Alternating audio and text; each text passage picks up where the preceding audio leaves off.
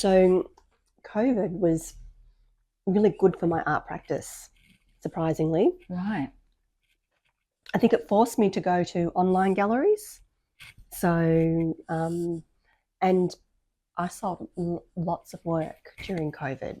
So it was a surprising outcome of COVID. So it forced me to be like, oh, well, the galleries are closed. Right. They can't be representing me anymore. Mm-hmm. People can't really see my work, and some of them weren't really big into sort of online selling. Mm-hmm. They like face-to-face selling. Mm-hmm.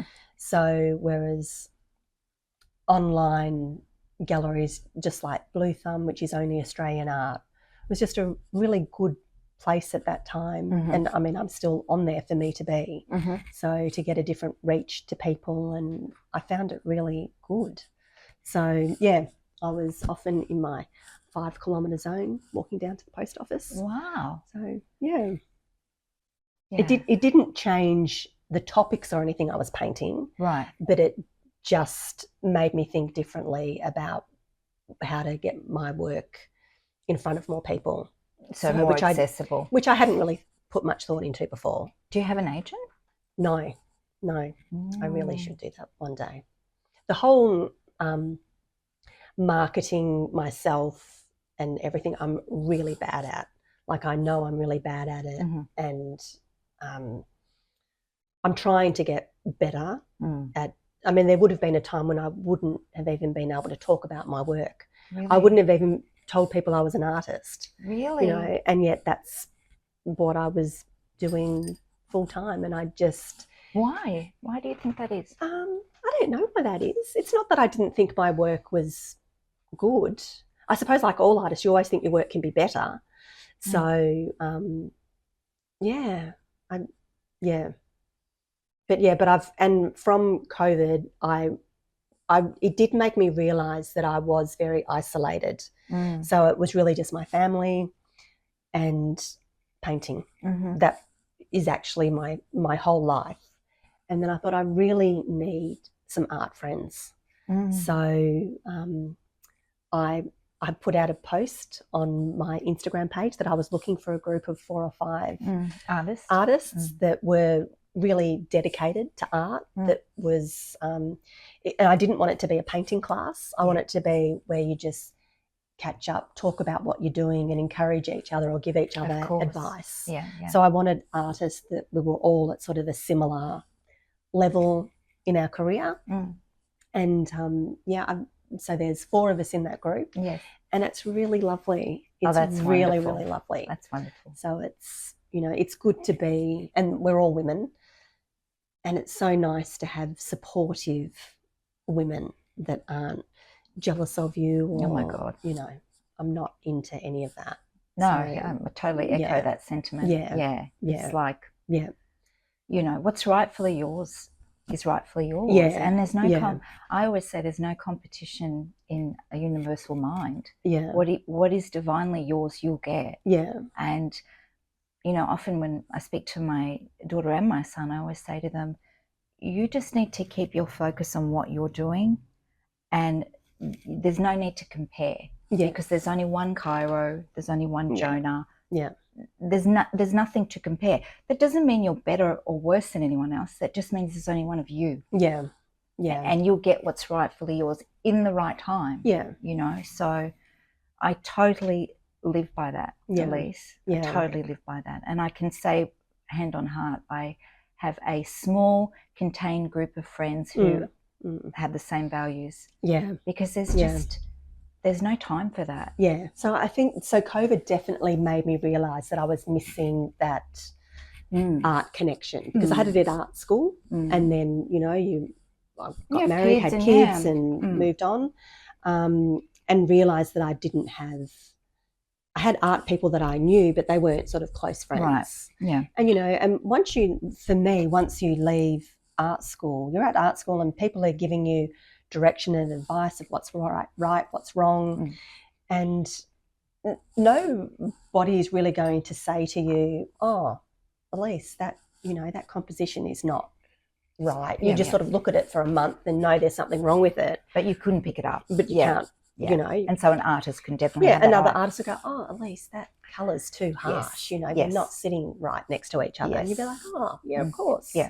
You know, so it has to be from someone that you respect their work as well, and you know, their opinion. Yeah. What's the saying? You never take advice from someone you wouldn't take criticism from. And I have, you know, a handful of writer friends that can, hand on heart, say to me, "This is crap. Yeah. Start again." Yeah. And I know that it's coming from a place of love. Yeah. But, you know, critically assess, especially when I'm in the zone of writing a screenplay or a pilot. Yeah.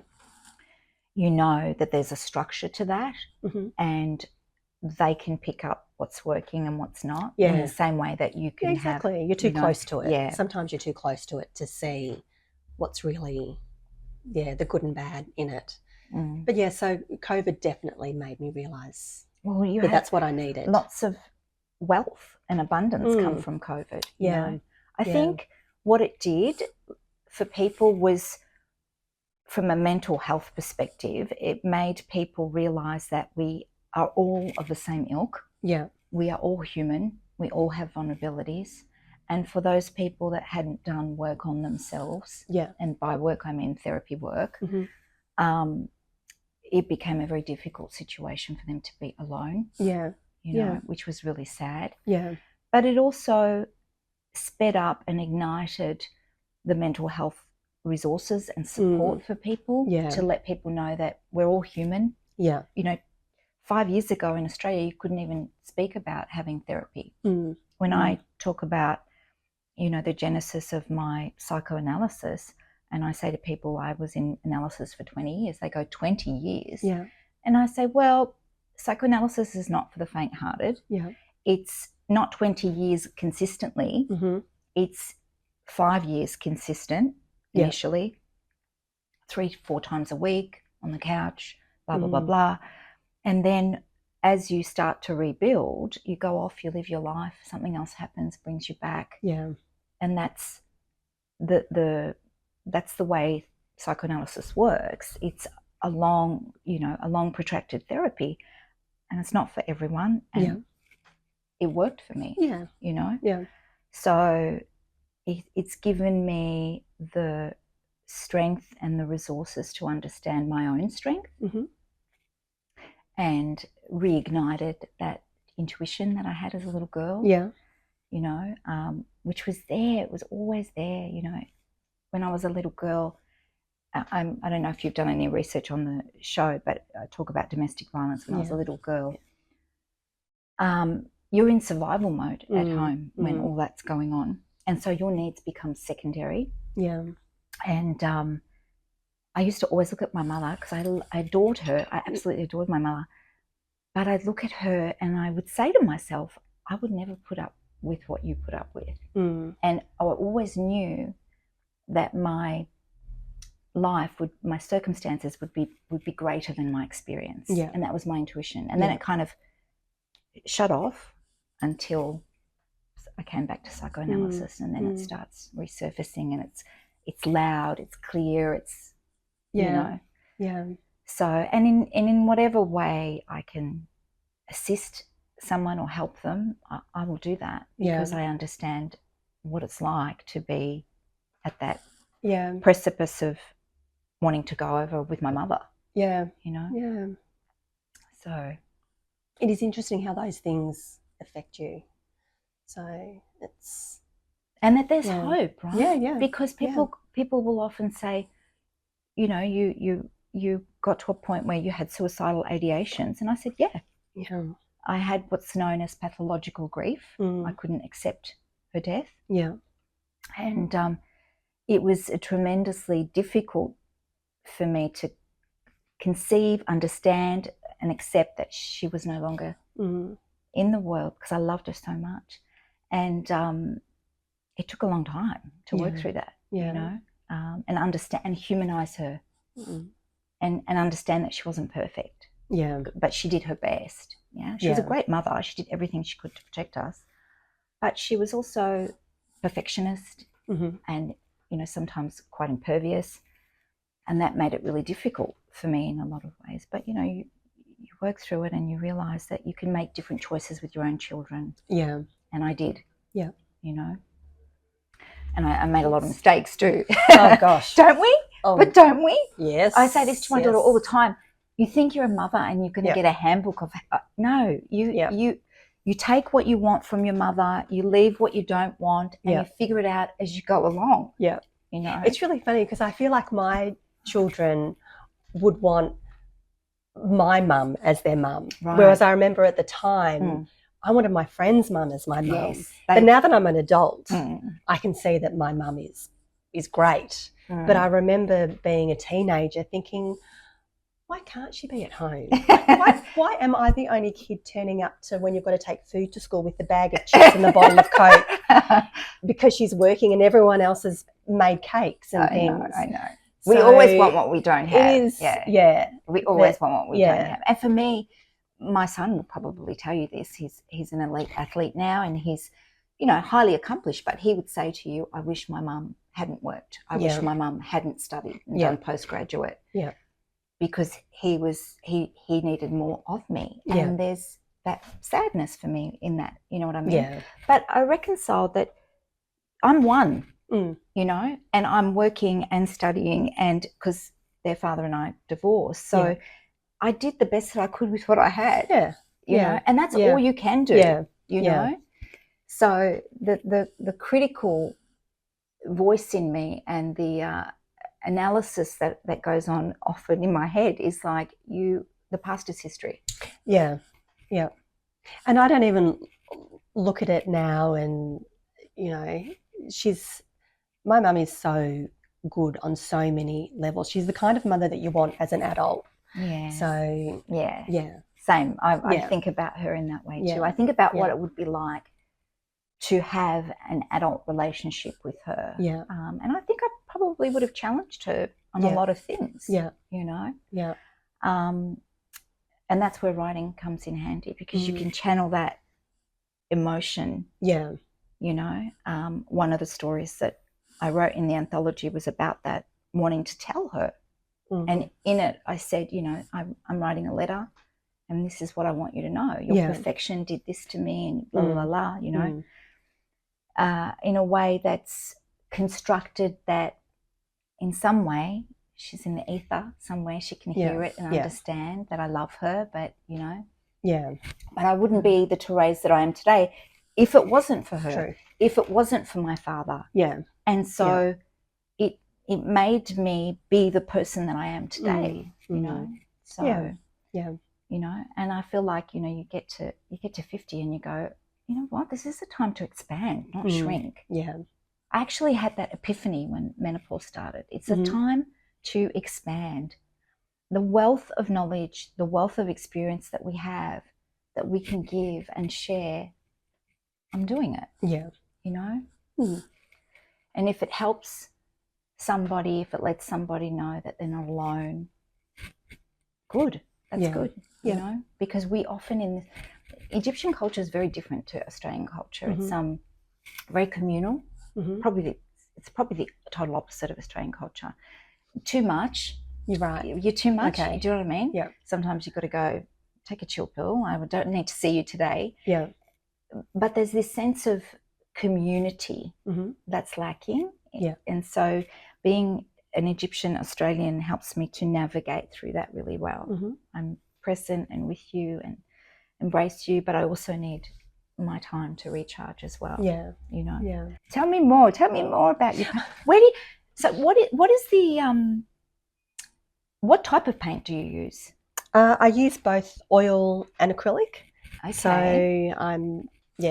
I do both. If I'm doing like really detailed work, I'll generally use oil. And then if I'm more expressive, I'll use acrylic, or if I'm getting to a deadline, because oil takes a lot longer to dry. It does, doesn't it? So I'll change to acrylic.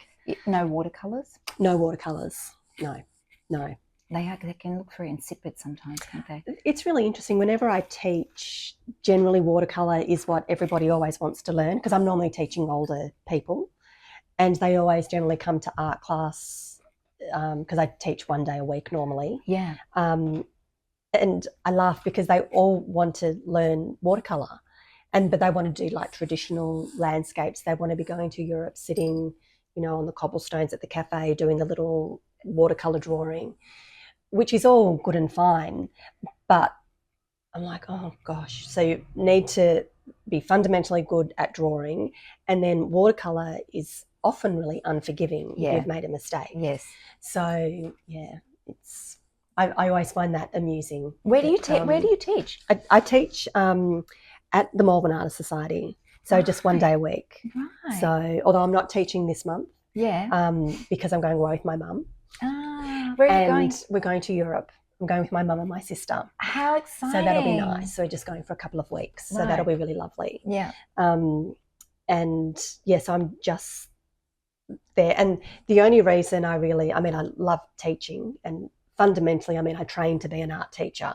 So even though I'm an artist, my background is teaching. Okay. So I'm there just one day a week, and it's really nice to sort of be out of the studio and talking to other people and use a different part of your brain. And help and encourage them. I really like, encouraging them with whatever they want to make so and lovely. Paint. Yeah. That's really lovely. Yeah. It's good that you can, use your vocation, your passion, and channel it in a different way, so that you're seeing different aspects of it. I think that's really important too. Yeah. So they want to paint something like that, but with watercolor. Oh, I can't see. You can't see it. I can't see it. Yeah, I always say to her when she painted it, I thought it looked like Monet, something Monet would do, those lilies, those watercolor. Yes. Yeah. No, they definitely want to do sort of generally landscape watercolors. So, I'm not the teacher for them when they want to do that. So is that what you say to them? Yeah. And there's lots of good art teachers. So I generally teach people that have got stuck in whatever they're painting and want to either be more contemporary in their style, or just need a guiding hand of, because ideas is something I'm never short of, which is what I think going to art school for me was the good thing. Like, it really taught you to be creative. So to always be able to think of ideas, to, I probably have too many ideas and spiral with things that I want to do. I love that. So, yeah. Creativity is in everything. It's in cooking, it's in everything. Stay tuned. Come back in a moment. Join me and Elise Judd, where we enjoy some baked cheesecake and a cup of French Earl Grey. Can't wait to see you soon. Okay, welcome back to Food for Therapy. I've got the lovely Elise Judd, and we've just had some beautiful baked cheesecake and some berries. And one subject that I really want to chat to you about was, and I saw it on your Instagram, Elise, about not recognising an artist's work. So there was a painting that was on there that said artist unknown. Yes. Speak to that for me. Tell me. So it was in a magazine. It was in Australian Vogue Living, to be the exact magazine.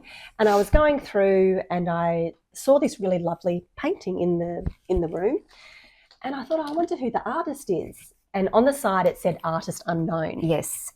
And I thought, oh well, that is fairly common in a lot of these interior magazines and magazines, that suddenly the artist is unknown, but we know who did the couch and we know who did the carpet and we know what brand of paint it is, but we don't know who the painting is by. And you can probably tell it really annoyed me. Well, so it should. So I went so I got my phone and I opened up Google Lens.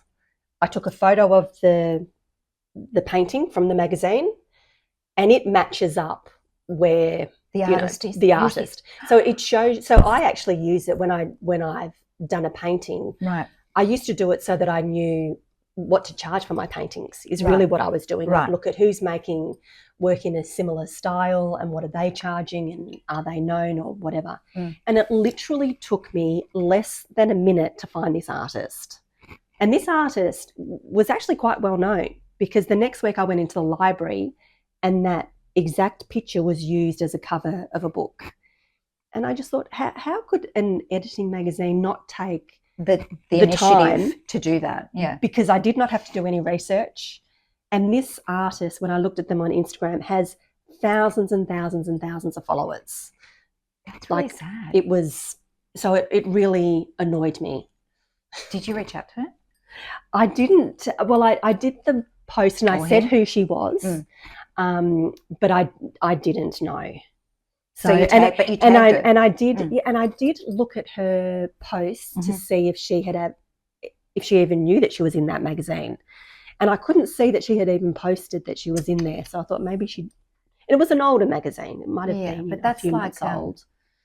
Yeah, that's plagiarism. It's like it's so disrespectful, I think, and it takes but a minute, especially in this world we live in with technology. Exactly. It was really easy to do. So it was just really disappointing when I thought this artist has put in all this hard work, has made this most beautiful piece of art, and doesn't get any recognition. So it's hard enough trying to be seen in the art world. Right. And suddenly you are somewhere to be seen and they don't even recognise you. Don't even recognise you. It's a shame. Yeah, I felt really. It's like you would take umbrage. It just didn't seem right. Well, it's not right. It's like someone taking your quote or a piece of writing of yours and putting someone else's name or not even naming you. Yeah. You know, it's the work that you do, and I think every artist needs to be recognised for what they do. And like you said, it took a minute, not even, for you to do that research. Yeah. I mean, if we lived 50 years ago, I could understand okay, but now we have the encyclopedia on the internet. Yeah. Why is it so difficult for you to find the origin of an artist? Yeah. You know? So I don't know. Yeah, it shouldn't have been that hard. Well, it wasn't that hard. You would think an editor would do the right thing and try and find whose painting it is. Yeah. Yeah. Some of your work's featured in Vogue Living, I saw. It's been in Grand Designs Australia. Yeah. And it's been in Winning magazine. What's that? It was a really nice magazine. Actually, talking about that, I didn't even know I was in it. So my husband was at the airport and flipped through and there was this double page. They don't tell you? It was really funny because obviously sometimes I have to put my business hat on. Right. And I got an email from a journalist saying we're doing a story on artists that use reclaimed and recycled materials in their artwork. So she's told me the artwork that she's interested in, and then I suddenly thought, oh, my whole studio is actually made from reclaimed and recycled material. So I just happened to send her that photo as well. Right. So it was a whole double page and had this beautiful picture of my studio with all the materials that my husband had collected and made me this, because I've got two studios. I've got one in Melbourne and one in the country. Yeah. So it was the one in the country that has all this recycled, great windows and things in it. So And so she used that and put it and didn't tell you? I think she was a freelance journalist, and I thought it was going to be in a different magazine. Right. So, but it at least did credit me. Like the paintings, they said they were mine. Right. And everything. I just didn't know it was in that magazine. Yeah, you've got it. But that's, There's no excuse for it in this day and age, as far as I'm concerned, you know? Yeah, that was okay, because, I mean, I would have eventually found out, because somebody that I knew would have seen it eventually. Right. It would have been different if I had have been in it and it hadn't have said that it was me or my work. Yes. But it did say all those things, so that was fine. Right. So... we definitely need to have credit for our work. That's really important, especially when you labour over it for some year. Like, for me to create a television show has taken me over 10 years to actually create it. Yeah. And the getting of the actors attached to it took a couple of years as well, of going back and forth to Hollywood, because I attached Arab American actors. Oh, okay. It takes years and years and years and years. Yeah. And you want to be credited for it. You need to have credit for it. That's why I decided that I was actually going to put my producer's hat on, and that's what I'm doing, because it's so easy for an agent or for other writers to take your material, not so much in the in the writing of scripts, they don't necessarily do that, but in your other writing, Right. you know, it could be plagiarized. So you've got to be very careful. Yeah. You know, and it takes a long time. Like I said, in script writing, if I move this fork, that has an impact on every other element. Yeah.